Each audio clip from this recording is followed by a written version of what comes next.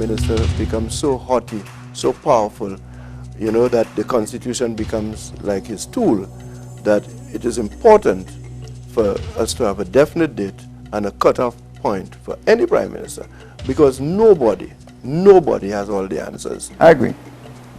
2 terms, that's enough. The first term, I don't think you can carry out your policies. The second one, if you're given a second chance, then you ought to be able to complete your mandate, and you can go. If your party wins, that's fine. They can continue your party will continue the work. But for a person, I think 8 years is enough. When a person remains in office for a significantly long period of time, they can become insensitive to people. They can, in fact, become very dictatorial and authoritarian. But again, a lot has to do with the personality of the individual. Why would you want to go to term limits? What crisis that we have had to have a term limit, basically?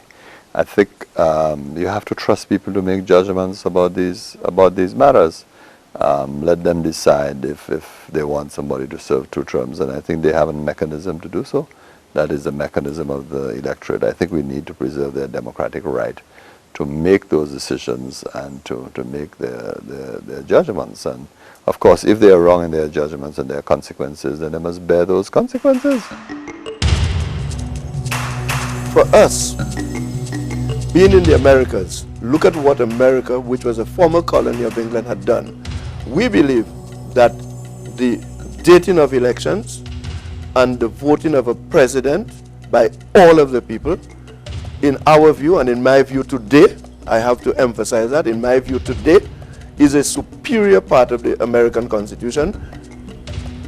It's superior vis-a-vis the British system of choosing their government. For me, the issue is not so much whether you're a republic or not. The problem is the issue is whether you are a functioning democracy or not. And you can have a functioning democracy under a system of a constitutional monarchy as well as under a system of a republic. We're running now a presidential system because the prime minister is,